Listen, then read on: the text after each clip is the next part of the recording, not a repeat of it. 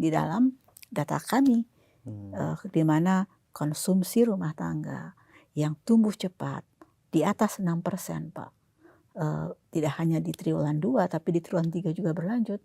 Ternyata di komponen transportasi yang terkait dengan mobilitas, komunikasi terkait dengan HP dan data segala macamnya, dan juga restoran.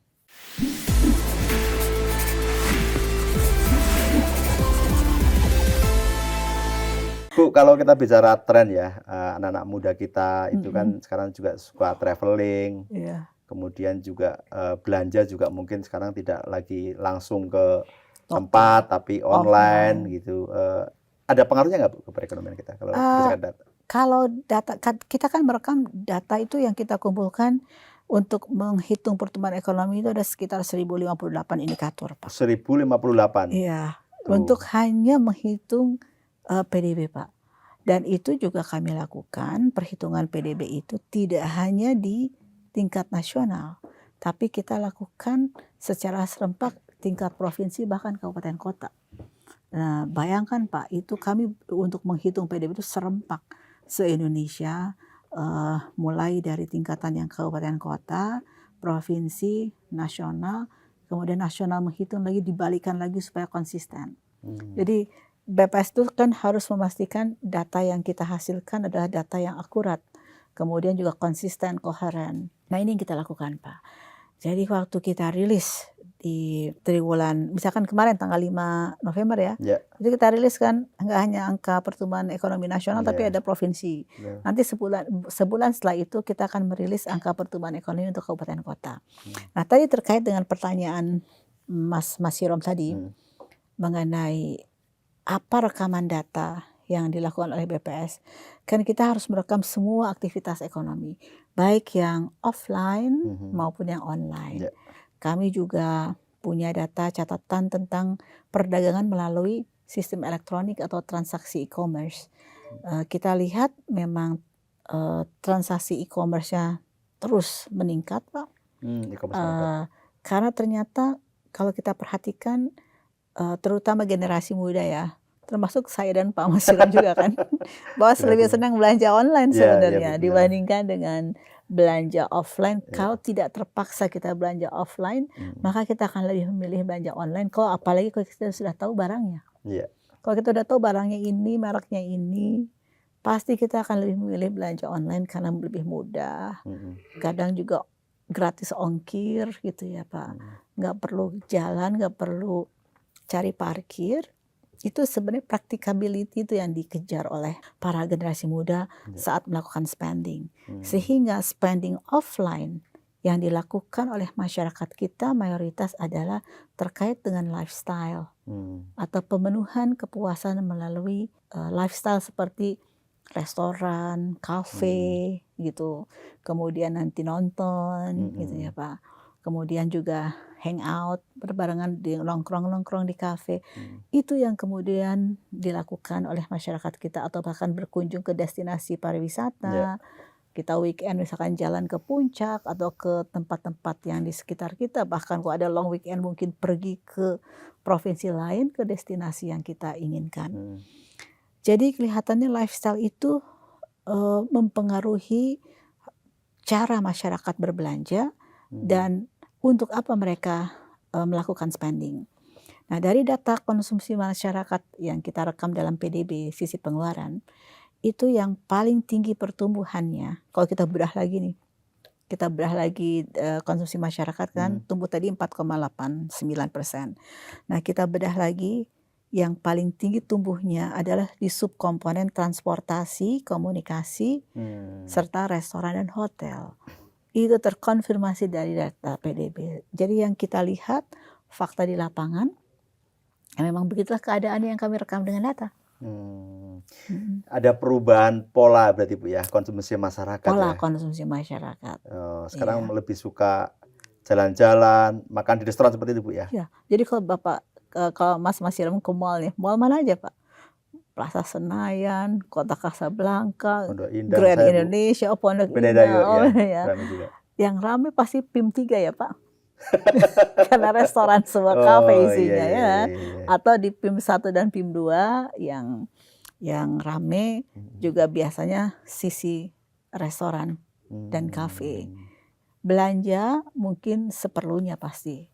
Yang memang dibutuhkan untuk belanja saat itu, kalau memang biasanya mereka bisa belanja online, pasti lebih akan menggunakan belanja melalui platform online.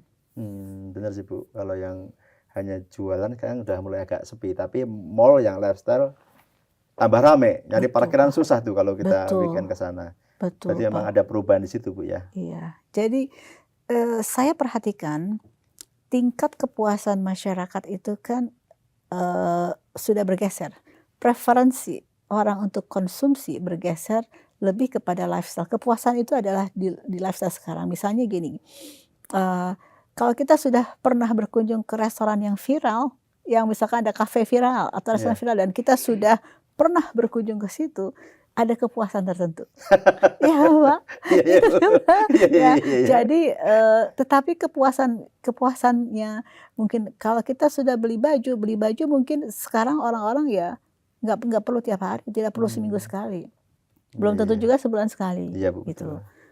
Tapi kalau kebutuhan kita hangout ke restoran, kafe, mungkin minimal at least seminggu sekali, gitu ya Pak. Nah jadi itu juga terekam di dalam data kami, di mana konsumsi rumah tangga yang tumbuh cepat di atas 6% Pak. Tidak hanya di triwulan 2 tapi di triwulan 3 juga berlanjut. Ternyata di komponen transportasi yang terkait dengan mobilitas, komunikasi terkait dengan HP dan data segala macamnya, dan juga restoran. Bu, kalau yang itu terkait dengan wisata Bu, yang transportasi ya?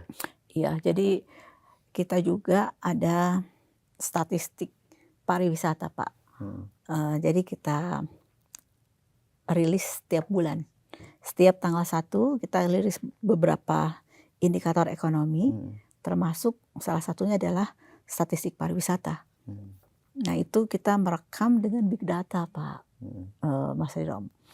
Jadi kita merekam statistik pariwisata itu mobilitas orang berjalan, terutama wisatawan Nusantara, kita menggunakan mobile positioning data. Jadi posisi HP kita ini terekam loh, ini terekam loh ini posisi HP kita ini. Tapi yang jelas kita tidak tahu itu namanya siapa karena di hide ya.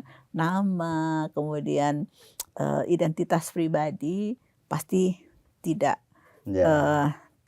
kami ambil. Jadi yang jelas nomor ini berjalan ke misalnya nomornya Mas Sirom, jalan ke Denpasar, balik lagi ke Jakarta, itu kita hitung sebagai satu perjalanan.